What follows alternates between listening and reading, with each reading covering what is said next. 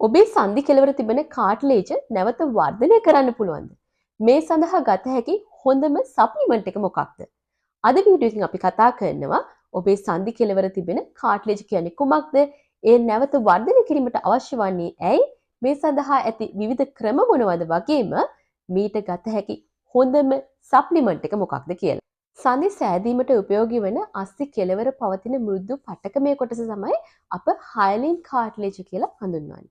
මේ හයලින් කාට්ලේජයක් ඔබට නිතර දෙවේලේ දකින්න පුළුවන්. ඔබ නිතර දෙවේලේ කන කුකුල් මස් කකුලක කෙළවර තිබෙන කොටසත් මෙන්න මේ වගේ. ඉතින් අපේ අස්ථි කෙළවරක් තියෙන්නේ මෙන්න මේ වගේ හයලින් කාට්ලේජමේ කොටසක්. මේ හයලින් කාට්ලේජමේ කොටස සයිනෝවියල් ෆ්ලුයිඩ් කියන පෝෂක තරලයෙන් නැහැවෙමින් තමයි පවතින්නේ. හයලින් කාට්ලේජ් එකට හොඳ රුධිර සැපයීමක් වගේම ස්නායු සැපයීමක් නොමැති නිසා මේ පෝෂක තරණයෙන් ලබා ගන්නා පෝෂක පදාර්ථ වන ඔක්සිජන්, ග්ලූකෝස් ඒ වගේම ප්‍රෝටීන වලින් තමයි මෙහි නිරෝගීභාවය පවත්වාගෙන යන්නේ. ඉතින් මේ නිසා මෙම කාට්ලේජමේ කොටසට යම් හානියක් සිදු වුණොත් අපිට අපේ ශරීරය විසින්ම ඒ නැවත යථා තත්ත්වයට නැවත වර්ධනය කර ගැනීමට හැකියාවක් නැහැ. මොකද මේ සඳහා හොඳ රුධිර සැපයීමක් වගේම ස්නායු සැපයීමක් නොමැති නිසා. අස්ථි කෙළවර පවතින මෙම කාට්ලේජමේ කොටස නිසා අස්ථි කෙළවරවල් ආරක්ෂා වීම, ඒ වගේම අපි පැනීමේදී, දිවීමේදී හෝ ඇවිදීමේදී ඇතිවන කම්පන අවශෝෂණය කරගනිමින් අස්ථි වලට වන හානි වැළැක්වීම, අපේ සන්ධි ආශ්‍රිතව මෘදු චලන පවත්වා ගැනීමට වගේම අස්ථිවල වර්ධනය සඳහා මෙය උපකාරී වෙනවා. විවිධ හේතුන් නිසා අපේ කාට්ලේජමේ කොටසට හානි සිදු වෙන්න පුළුවන්.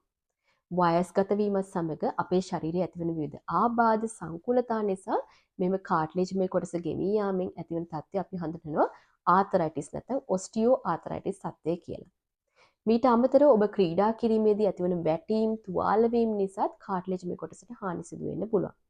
සමහර පරම්පරාගත රෝග නිසා, ඒ වගේම අපේ ශරීරයේ ඇතිවන නිදන්ගත ඉන්ෆ්ලමේෂන් තත්ත්ව නැත්නම් ආසාදන තත්ත්ව නිසාත් මෙය ඇති වෙන්න පුළුවන්.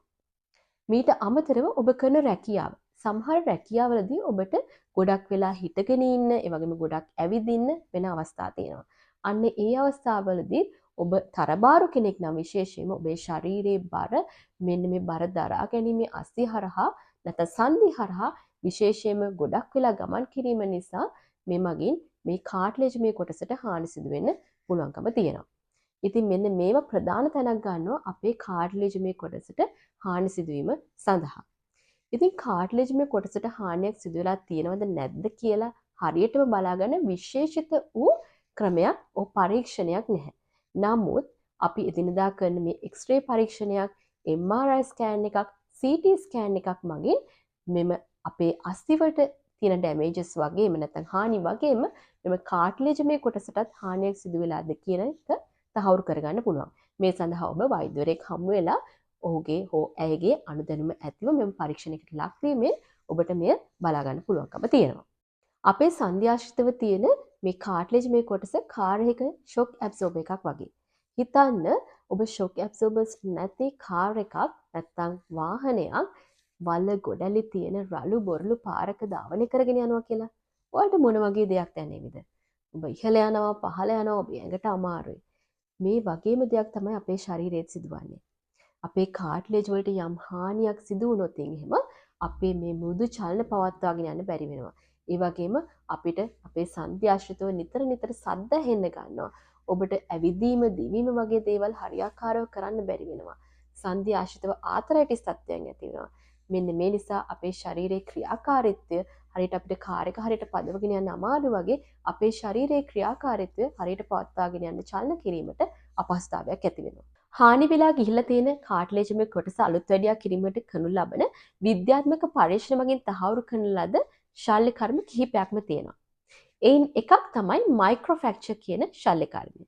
මෙහිදී සිදු කරන්නේ මෙම හානි වෙලා ගිහිල්ලා තියෙන කාට්ලේජමේ කොටස තියෙන අස්ථි කෙළවර කුඩා සිදුරු ඇති කරමින් මෙම අස්ථි කෙළවර වලට රුධිර සැපයීම වැඩි කිරීම සිදු කරනවා.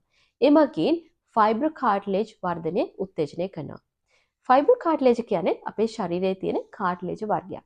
නමුත් එය හයලින් කාට්ලේජ් වගේ ස්මූත් කාට්ලේජ් වර්ගයක් නොවේ.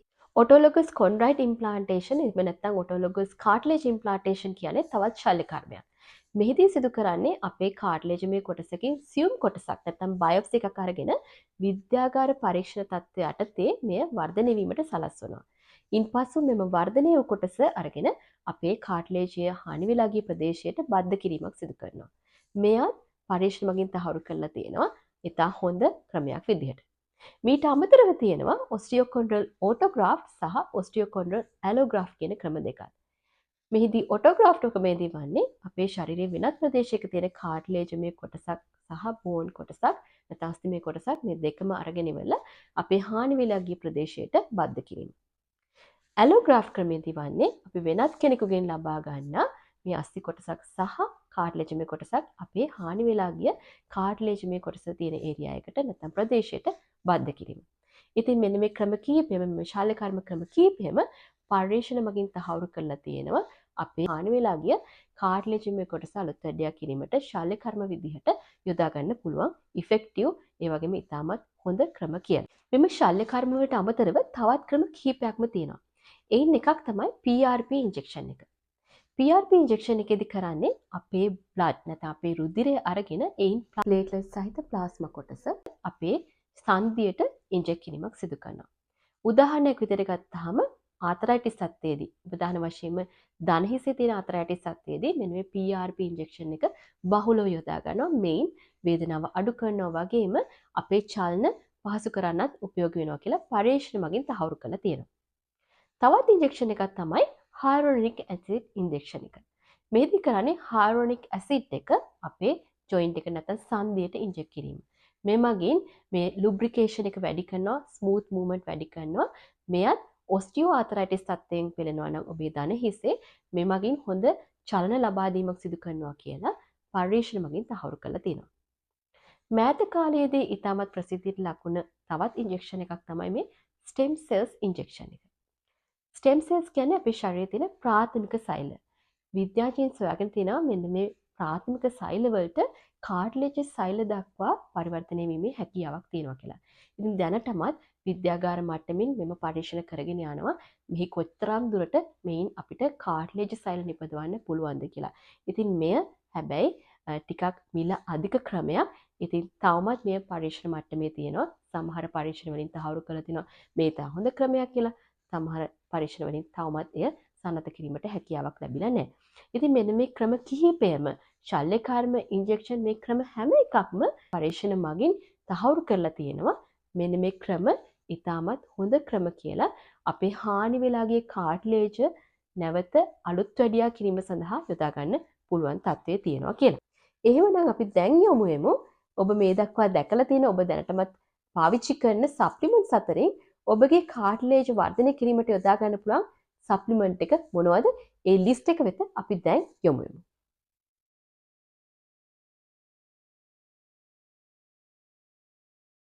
හොඳයි. ඔබ දැක්ක මේ ලිස්ට් එකේ ඔබ දැනට පාවිච්චි කරන සප්ලිමන්ට් එක තිබුණාද? ඔබ පුදුම වෙනවා ඇති. ඔව්. මේ වෙනතුරු විද්‍යාත්මක පරීක්ෂණ වලින් තහවුරු කරන ලද කාර්ට්ලේජ් වර්ධනය කළ හැකි සප්ලිමන්ට් එකක් නැහැ. ඉතින් ඔයාලා පුදුම වේවි. නමුත් මගේ වේදනාව අඩු වුණා, ඒ වගේම මගේ චලන පහසු වුණා කියලා. නමුත් මේන් අදහස් වෙන්නේ නැහැ ඔබ පාවිච්චි කරන සප්ලිමන්ට් එකෙන් ඔබේ කාර්ට්ලේජ් නැවත වර්ධනය වීමක් සිදු කරා කියලා. ඉතින් දැනට විද්‍යාත්මක පරීක්ෂණ වලින් එහෙම තහවුරු කරන්නේ නැහැ. නමුත් ඉදිරියේදී එවැනි සප්ලිමන්ට් එකක් හොයාගන්න ඉඩ තියෙනවා.